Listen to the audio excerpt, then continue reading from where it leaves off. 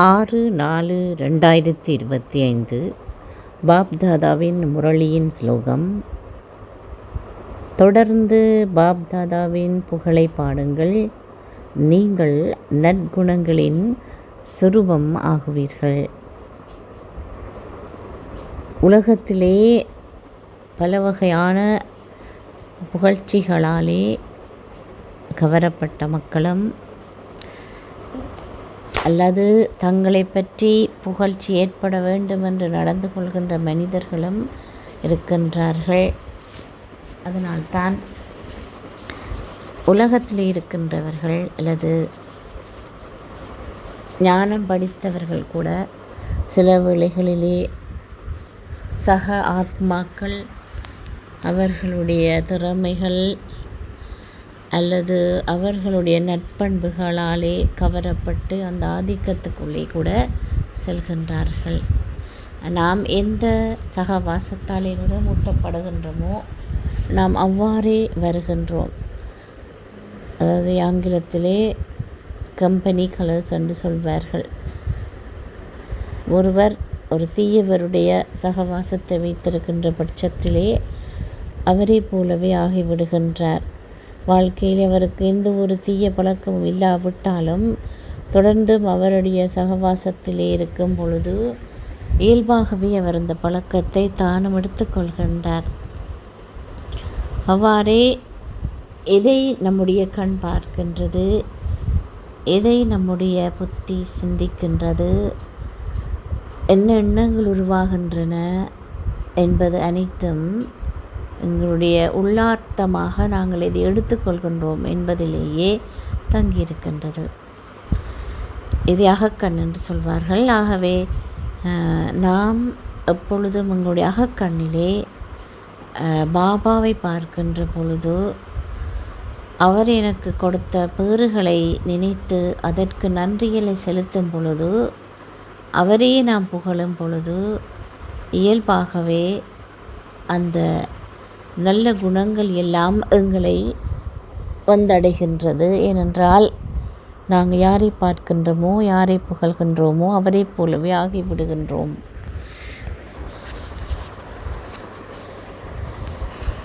ஆகவே எப்பொழுதும் நாம் நம்முடைய இந்த பிராமண வாழ்க்கை என்பது ஒரு வைரம் போன்றது, அளப்பெரியது, பெறுமதி மிக்கது. எங்களுக்கு தேடி கண்டுபிடித்து நல்ல வெளிப்படுத்தி எங்களை தூய்மையாக்கி கொண்டிருக்கும் பாபாவுக்கு இதயபூர்வமாக ஒவ்வொரு சந்தர்ப்ப சூழ்நிலையிலும் நன்றி செலுத்தி கொண்டிருக்கும் பொழுது, நன்றி கடனாக இருக்கும் பொழுது இதயபூர்வமாக அந்த உணர்வுகள் எங்களுடைய மனதிலிருந்து வெளிப்படும் பொழுது நாங்கள் நல்ல பண்புகள் நிறைந்தவர்களாக ஆகின்றோம். அது ஒரு கடினமான சூழ்நிலையாக இருந்தாலும் கூட அந்த கடினமான சூழ்நிலையிலிருந்து நாங்கள் வெளிப்பட்டல்லது மீண்டு வெளிவரும் பொழுது அந்த கடினமான சூழ்நிலைகளிலே எத்தனையோ நற்பண்புகளை கூட நாங்கள் வாழ்க்கையிலே கடைப்பிடித்திருக்கக்கூடும். அப்போ அந்த நற்பண்புகளை எங்களுக்கு பயன்படுத்துவதற்கு அந்த பாகத்தை அல்லது அந்த நாடகத்தில் எந்த காட்சிகளை வந்தது கூட எங்களுடைய சகவாசியாக பாப்தாதா இருந்ததால் தான் என்னால் அந்த விடயங்களிலிருந்து வெளிவரக்கூடியதாக இருந்தது என்ற உள்ளுணர்வு எனக்கு இருக்க வேண்டும். அப்படி இருந்தால் அந்த நற்பண்புகள் எனக்கு மேலும் மேலும் பெருகி அதிகரிக்கும்.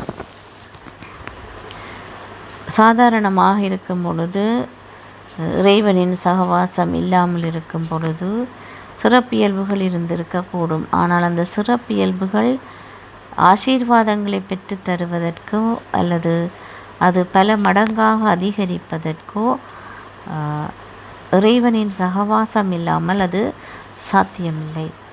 அவை கடவுளுடைய சகவாசம் என்று சொல்லப்படுகின்ற சகவாசத்தை நாங்கள் கொண்டிருக்கும் பொழுது அவருக்கு ஒவ்வொரு நிமிடமும் அதனாலே நாங்கள் பெறுகின்ற நன்மை, பேறுகள், அல்லது போதை இருக்கும் பட்சத்திலே நாங்கள் அவருடைய புகழை இயல்பாகவே இதயபூர்வமாக பாடுவோம். புகழை பாடுதல் என்றால் யாராவது ஒரு விடயத்தை சரியான முறையிலே கச்சிதமாக செய்து முடித்தால் அவர்கள் அதை அல்லது 4 பேர் அதனை நல்லது என்று சொன்னால் இதயபூர்வமாக என்னுடைய மனது பாபாவுக்கு நன்றி சொல்கின்றது. வெளிப்புறமாகவும் அதை செய்தவர் பாபா தான் என்று சொல்கின்றது. அவ்வாறு சொல்லும் பொழுது இயல்பாக அந்த நல்ல பண்பு என்னை நிறைக்கின்றது. நான் அந்த ஆசீர்வாதத்துக்குரியவராக மாறிவிடுகிறேன். நாங்கள் எந்த ஒரு விடயத்திலிருந்தும் புகழ்ச்சியை நாங்கள் என்று செய்தது நான் என்ற உணர்வு ஏற்படும் பொழுது அதில் வருகின்ற விளைவு அல்லது இகழ்ச்சியாக இருந்தாலும் அதுக்கும் நாங்களே பொறுப்பெடுக்க வேண்டியவர்களாக ஆகிவிடுகின்றோம். இந்த உலகத்திலே புகழுக்கு தகுதி வாய்ந்தவர் அல்லது புகழப்படக்கூடியவர் ஒரே ஒரு பாபா மட்டுமே. ஏனென்றால் இந்த உலகத்திலே மிகப்பெரிய பணி ஒரு ஆத்மாவை தூய்மையாக்குதல். இந்த தூய்மையாக்குதல் என்ற பணியை இந்த ஒரு சாதாரணமான உலகத்தில் இருக்கின்ற ஒரு மனிதராலோ இந்த பெரிய ஒரு மகாத்மாவால் கூட செய்ய முடியாது. அவை தூய்மைப்படுத்தல் என்ற பணியிலே தான் இந்த உலகத்தை மாற்றுவதற்கு மட்டுமல்ல, ஒவ்வொரு ஆத்மாவிலும் அக்கறை கொண்டு அந்த ஆத்மாவில் இருக்கின்ற பலவீனங்களிலிருந்து அவர்கள் விடுபடுவதற்காக அவர்களுக்கான நாடகத்தினுடைய சில விடயங்களை எல்லாம் அமைத்து கொடுத்து அவர்களை அதிலிருந்து விடுவிக்கின்றது என்பது ஒரு பெரிய பணி. அது ஒரு சாதாரணமான விடயம் இல்லை. தூய்மைப்படுத்தல் எல்லா ஆத்மாக்களுக்கும் நடைபெற்று கொண்டிருந்தாலும் அவரை சரியான முறையிலே புரிந்து கொண்டு என்னுடைய பாபா என்று அழைத்த குழந்தைகள் அனைவரையும் வீட்டுக்கு கூட்டி கொண்டு போகின்ற பணியை அவர் பொறுப்படுத்திருக்கின்றார்.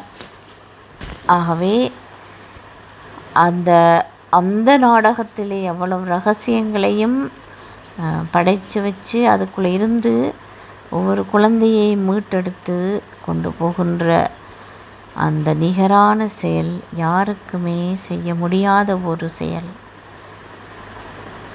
அதால் தான் இந்த உலகமே கடவுளை நேசிக்குது. ஆனால் ஞானத்தை சரியான முறையில் புரிஞ்சு கொண்ட அவருடைய நேரடி குழந்தைகள் அவர்கள் எவ்வளவு விசுவாசமாகவும் அன்புக்குரியவர்களாகவும் மிகவும் இதயத்துக்கு நெருக்கமானவராகவும் அவரை வைச்சிருக்கும் பொழுது அவர்களுடைய இதயமும் சந்தோஷமடையும், சௌகரியமாக இருக்கும். எந்த விதமான குழப்பமும் வாழ்க்கை ஒரு பொழுதும் ஏற்படாது. ஏனென்றால் என்னுடைய வாழ்க்கையை திட்டம் போட்டவரே என்னை வைத்து நடத்துகின்றார் என்ற அந்த உணர்வு எனக்கு இருக்கின்றது. யார் என்னுடைய வாழ்க்கையை திட்டம் போட்டாரோ அவரே இதையும் கொண்டு நடத்துகிறார். ஆகவே ஒரு நாளும் நான் இதையிட்டுமே அதிகளவு யோசிக்க தேவையில்லை. தொடர்ந்தும் அவருடைய புகழையே பாடிக்கொண்டிருந்தேன் என்று சொன்னால் இயல்பாக எனக்கு ஒரு சந்தோஷம் இருக்கும், ஒரு லேசுத்தன்மை இருக்கும். புகழை பாடுவது ஒரு கடினமான பணி அல்ல. எனக்கு ஒவ்வொரு நிமிடத்துக்கும் எனக்கு வருகின்ற ஒவ்வொரு பேறுகள், நான் சாப்பிட்டால் கூட அந்த உணவை தந்ததற்கு நன்றி என்று நான் சொல்கின்றேன் இதயபூர்வமாக. இவ்வாறு ஒரு சின்ன சின்ன விடயங்களை நான் அப்ரிஷியேட் பண்ணி அந்த விடயத்துக்கு நான் நன்றி செலுத்தும் பொழுது நான் சந்தோஷமடைகிறேன். அப்போ அவருடைய புகழை எப்பொழுதுமே பாடுவது என்பது எந்த ஒரு சந்தர்ப்பத்திலும் தன் சொந்த பெருமையையோ அல்லது மற்றவர்களுடைய விடயங்களுடைய சிறப்பியல்புகளோ அல்லது அவர்களை பற்றிய சிறப்பை பற்றிய பாடலையோ பாடாமல் இப்பொழுதும் பாபாவே செய்தார், பாபாவே சேவிக்கின்றார் என்று அந்த உணர்வில் இருப்பது தான் அவருடைய புகழை பாடுதல் என்பதாகும்.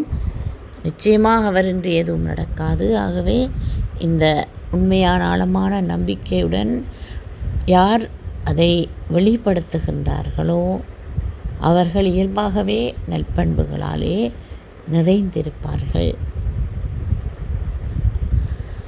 ஒவ்வொரு நாளும் நான் எவ்வளவு நேரம் இவ்வாறு பாபாவின் புகழை பாடுகிறேன், என்னுடைய மனதின் மூலமாக அல்லது நன்றி செலுத்துகின்றேன் என்பதை சோதித்து பார்க்கலாம். அவ்வாறு சோதித்து பார்ப்பதன் மூலம் என்னுடைய நற்பண்புகள் அதிகரிக்கும். ஓம் சாந்தி.